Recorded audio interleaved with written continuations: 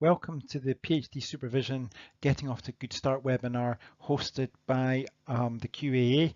My name is Robin Henderson and I run a development consultancy specialising in working with higher education. Previously, I've been a PhD supervisor within an engineering department at the University of Aberdeen, and I still supervise master's students. I was trying to work out how many I've done recently, and that was around about 80 was the conclusion I came to in terms of master's students. So what we're going to be looking at in this webinar is how to get supervision off to a good start in those initial few weeks. And in particular, what we're going to look at through the webinar is how to set expectations with your students. This is really, really important as the clear expectation setting at the start has been shown to enhance the experience of both the students and the supervisors during the PhD process. And in particular, it can help with the challenges round about being able to support each other effectively by giving and receiving feedback during the process and having a clarity of expectation so that it's easier to call out poor performance from both parties during the process. Within that, I think it's important also to think about the role of the supervision team and how they might have different expectations of each other and of the student and how those are clarified. So what we're going to do is look at those expectation setting processes, looking at how to have those conversations, and in particular we'll maybe pick up some of the cultural issues in there as well, as the UK higher education population becomes much more international and also as student population at PhD has become significantly more international. The second thing we're going to look at is how you set up and create an effective start to your working relationship, and within that, supervision meetings even, and thinking about how that can be helpful for students. And finally, to think about how to establish the student in a productive and purposeful program of work early in the PhD. And I think one of the things I notice when I'm working in higher education, round about the start of October, I do quite a bit of work with PhD students, and often they're struggling to come up with those purposeful programs of work, feeling lost and confused. And I think as a supervisor, there's a few things you can do there to support them at that early stage. So a good place to start on any workshop is to look at PhD comics. And when you look at student-supervisor relationships on PhD comics, this is what comes up. Students at one level are complex human beings with hopes, dreams and aspirations. And I think this is a very cynical view of how professors see the students, as a brain on a stick who only wants to talk about research. But I think there is an essence of reality in that the supervisor can sometimes focus too much on the research and not recognize the human being in there and all the complexities that come with it. And that's part of what this expectation setting process can support. So how do we go about forming expectations? Every project and every student and every supervisor will end up or should end up with different sets of expectations, but in forming those expectations, I think there's a few things that you want to think about as a supervisor. The first thing in there is the nature of the actual research project, as different projects in different settings will lend themselves to having different expectations. We'll talk a little bit more about that in a minute or two. The second thing I think is really worth looking at is your style as a supervisor. Each individual supervisor has a different style, and I think it's useful to recognize that in the process of developing what you might be expecting from your students, to work on and with your supervisory style rather than working against it. So how do you support students in thinking about that? I think it's also really useful to think about how does your style as a primary supervisor relate to the style of the second and third supervision, perhaps, if that's in place, but certainly second supervisor, and also have that clarity of roles between the individuals in the team. And the final thing that's going to shape the expectations is that of your students. I know that I've had a number of PhD students who have come from very different backgrounds. One had previously been a university lecturer in a post-92 university, and she was coming as a mature student into a research intensive university to do a PhD, and she was a very different person to supervise than perhaps somebody just out of an undergraduate or master's degree, having come straight through that educational process. So we need to think about those things to start with, and from there we then need to have a conversation early on in the process around about how to have that conversation around about those expectations. One of the things to watch out for here is that those expectations will change as the PhD progresses, so it can be useful to have this conversation on a regular basis, perhaps linking it into yearly reviews for the students. And then the final piece of the expectation process has to be about ongoing evaluation feedback, so that the student and the supervisor can let each other know when those expectations aren't being met. So let's have a look at those elements. The first thing to look at, I think, is the project. Depending on the area that you're working in, the project might be led by the student or it might be led by the supervisor. It's not uncommon, for example, in sciences for a project to be very much part of an existing research effort and for a student to be doing work which ties in with other people in the group's work. So that whose project is it, what do they need to achieve, is really important. The second thing I think is about the levels of autonomy that students can have. These will be shaped by perhaps the project, who's funding the project, but also around about risk elements in the work, the amount of reputational impact the work could have on the institution or on the supervisor. So having that clarity of autonomy in there. Other things to think about are who else is working on the project. Are there expected relationships perhaps with senior postdocs in a scientific research group who are interacting with the PhD student? Are there issues around about how that individual relates with technicians or even more senior PhDs? And that relationship within the project will shape the expected relationships. And the final thing I think which we want to think about is the relationships and interactions with funders. Some funders very, very specifically fund projects. I know as an academic in engineering that I had industry funded PhD students, and in those situations the level of autonomy which the student can have is different to the one where the student is solely funded by themselves, because the interaction with the funder in that case, with the sponsoring organisation, is definitely something I would shape as a supervisor, but also we have a project to deliver for that funder with a definite scope of work to deliver, so that shapes it. Whereas in other situations that might be a looser arrangement which gives more autonomy and more opportunity for the student to shape the project. So have a think about how the project is shaped and how that impacts on the expectations. The second thing to look at is the supervision style. Now, there's lots and lots of models out there of supervision style. Some of them are slightly cynical, but perhaps one of the most useful ones is this model. You can read the whole paper at the link at the bottom of the page there, which looks at two elements of supervision. One is around about the structure that is put into the supervision process. Structural elements will include things like the degree of input that the supervisor has in setting the project, the degree of input that the supervisor has in setting up progress monitoring processes. So high structure elements are the effectively control management, if you like, of the process. On the other hand, there's the support elements, and support elements are things like inspiring, motivating the student, providing that pastoral support, if you like, where the supervisor offers the student that wider piece, which is not just about the individual project, but is about that student as an individual who has those hopes, dreams and aspirations.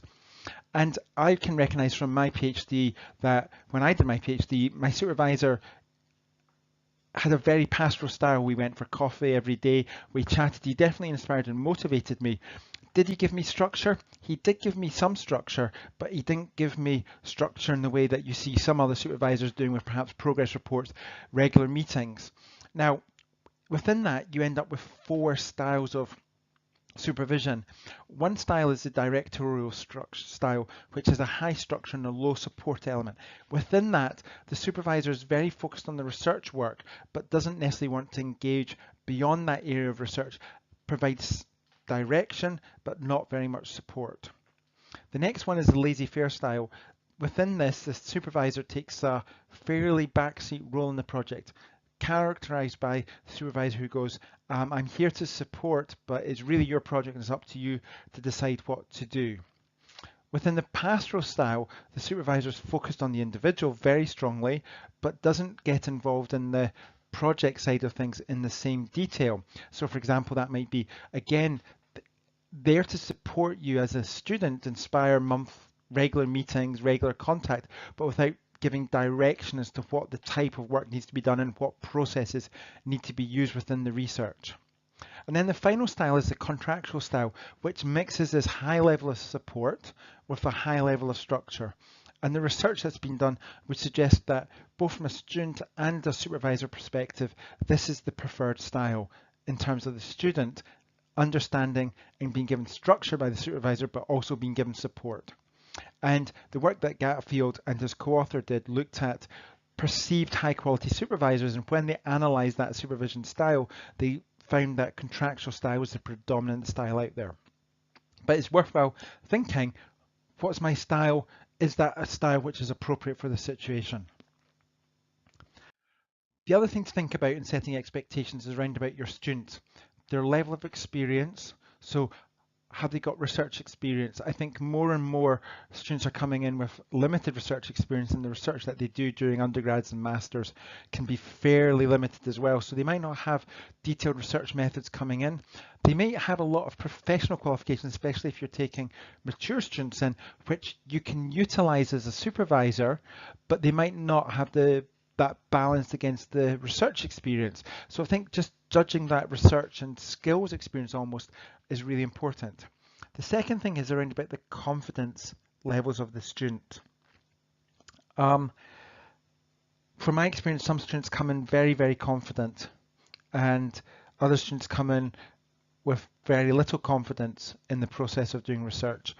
And that will shape the style of supervision you offer. I think one of the things to think about is that if you've got an unconfident student, that you might need to up the support elements to build their confidence to enable them to do high quality research. Whereas if you've got a very good student, sometimes the challenge there is to pull back their expectations slightly so that, and put maybe a little bit more direction into the process so that they don't end up running before they can walk within the process of undertaking their research. The next thing I think is useful to look at is their motivation on undertaking the PhD. There will be certainly students who are coming into PhDs because they desire an academic career. That's what they've chosen to do. That's why they're here. On the other hand, there'll be students perhaps with a more pragmatic view of doing a PhD. Perhaps it's something to progress their career out in industry.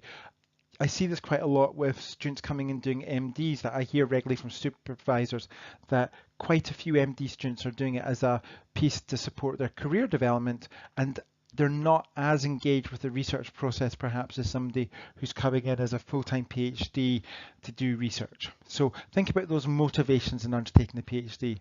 And the final piece is round about cultural challenges.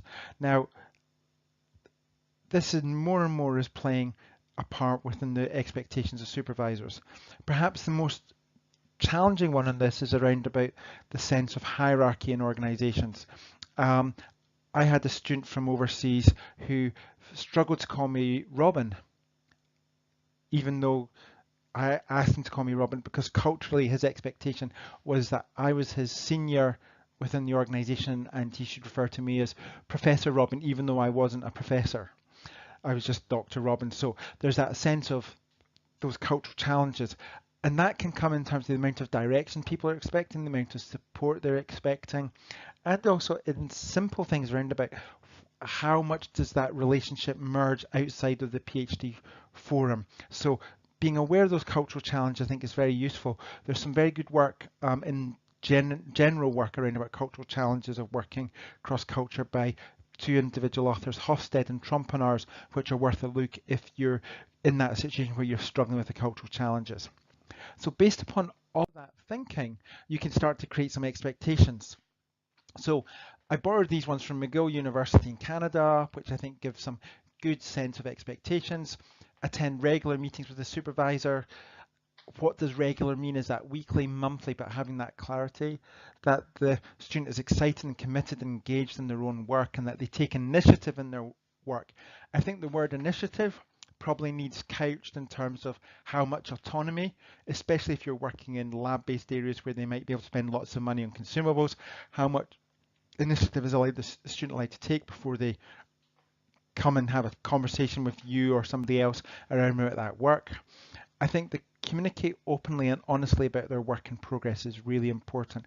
And I think you need to be very precise as a supervisor about defining what you mean by that. Within some cultural areas, it's not perceived to be acceptable to admit that you don't know things, which I think many supervisors find difficult because then they're supervising blind because they don't know what their what their student knows. So make sure you're clear about what that means. Often demonstrating your own experiences of being an academic and things not working can be really helpful as a conversation piece there. Submitting written work to the supervisor regularly for feedback, taking on board feedback from supervisors. I think being explicit about that. My view with my students is always that you should take on my feedback, and if you're not going to take my feedback on, tell me why you're disregarding my feedback. Produce a research proposal with an appropriate timescale within the first year. I think within a UK context, that's probably more linked to the first year review process, and have integrity and be a good citizen in the department. So as a supervisor, I wouldn't necessarily expect to be chasing my students to get involved in the department. I'd expect them to do that themselves. From a student's expectation, be available now. I think this is one of the areas where students and supervisors can sometimes have different views. My view of being available, I know, is different to some of my students. So be clear about what's a reasonable time frame for responding and for finding availability. To structure meetings usefully. So the student would like the supervisor to put in place structure for the meetings. One of the best structures I've seen is where a student is expected to come along to the meeting and talk about what they've done for the last month. For the supervisor then to give them feedback on their progress, what they've been doing well, what they've not been doing well, things they need to work on, and then for the student and the supervisor to discuss what the objectives are for the next month, which then feeds into the next meeting process. I think it's really important to read the students' work in advance of meetings so you can give them high quality feedback on a face-to-face basis at those meetings, and at that point be constructively critical. I think that's about being critical about what was good as well as what was bad and informing the students of that. Be friendly, open, supportive and encouraging, I think goes without being said. Have a good knowledge of the research area. One area I think that students can sometimes fall foul of is that supervisors don't let them know that they need to be the expert in the detail of their research by the time they finish, and the student can look to the supervisor to be that expert. So having that clarity of knowledge of the research area, yes, as a supervisor you should know the big picture, but the student is the person who should have the detail. Showing a keen interest in the research, really important, especially towards the end of the PhD, where perhaps it's not as exciting the research they're doing because they're tying up loose ends, but that keen interest is so important to motivate the student. Help integrate and socialize students into the discipline. Within that, I think that's about internally within the organisation and externally, and I think quite often students have that expectation of supervisors that they can open up networks to them. And finally, display an interest in the career prospects of students and assist them in their professional advancement. So the students' expectations is very much about them as a person, not just about the research process. From my own experience, I think there's other things which can be useful to clarify. I think timeframes for communication, how you like to be communicated to, email, knock on the door type communication can be really helpful to clarify. And the other one that I find really useful is the idea of what's a draft. If I ask you for a draft document, what am I meaning when I say a draft document? I personally mean a rough draft as being some bullet points with some sketching out of what's in there, but other supervisors have different essences of what that might be. So I think it's just useful to clarify those very pragmatic issues as well. So how to have the conversation. I think it's really, really on the supervisor to initiate the conversation. There's a power imbalance in the PhD between the supervisor and the student, and between the supervisor, second supervisor and the student. So therefore, I think it's on the student, the supervisor, to set the meeting up, set the discussion up, to go, what are you expecting of me? Ideally with the second supervisor there, so there can be clarity about what those different roles are in the project. And there's a really useful tool recently called the Spores questionnaire, I've given you a link to one where you can sit down and both the student and the supervisor complete the questionnaire prior to the expectation conversation setting process, and then you have a starting point for discussion about what your expectations are of each other. Lots of people who use this find it very useful in shaping that conversation. But the core message is incumbent on you as a supervisor, as the more senior person in the relationship, to set the space and lead the conversation or expectations, because often students will struggle to do that themselves. Some universities have formalised this and are moving to learning contracts for PhD students. Some of them are very pragmatic, but some of them are more based upon this contract process, which is explained in the previous slide with the list of expectations of each other. But having that clarity about what is and isn't expected of each other, really important. I personally believe in getting that written down so that that then gives both the student and the supervisor effectively permission to give feedback when the process isn't working. The final piece, which I think is just useful, is at the start of the PhD, a student is likely to be a very different student to how they are at the end of the PhD. This is a model by an academic called Stanley, looking at stakeholders in projects, and I think it offers a useful insight into how to supervise a PhD student, in that at the start of the journey, a PhD might not know very much about how to do research and what needs to be researched, but over the course of their PhD, that's the skill set they're developing. Because of that, I think the supervisor needs to go on a comparable journey to the PhD student, where the supervisor starts off being a little bit more directive and then slowly moves backwards to be less directive. So in that process, I think just being conscious that at the start of PhDs, you might want to be going, I'd like you to go away and read 20 papers on this topic, or read around about this topic, and then based upon that reading, come back to me with 1,000 words. Set them tangible small goals to help them work out how to do things, be a little bit more direct about the what, and as you do that, you will build your students' confidence. They will feel less lost and confused than they perhaps do, and then explain to them why you're doing that, and then as you start setting them more intangible tasks and letting them start to lead their own projects, then you can start to explain why that's part of the process. Rather than sometimes with some students, what you see is that the supervisor starts off with the student expected to be over here, and the supervisor takes a role over here, and in that case the students really struggle at the start of their PhD. So to conclude, the core takeaway points I'd tell you: make sure that you as the supervisor lead the discussion around about expectations. Reflect on what you need from the project, how you like to supervise, and the roles within the supervision team, and also the student that you're supervising, in order to start those expectations at the initial phases of the project. Review those expectations, change them. Ideally, round about annual review would be a great time to have that conversation again. And the final piece is at the start of the PhD, be very clear about supporting your student get going by giving them tasks. Lots of people not like me saying giving them tasks, but asking them to do work which enables them to be productive in those early stages, to allow them to build skills and confidence so that then they can progress forward more quickly. If you want to follow up any of the links I put on the webinar, those are available here. Thank you very much for your time, and should you have any questions, please do not hesitate. Contact me at robin@myconsultants.net.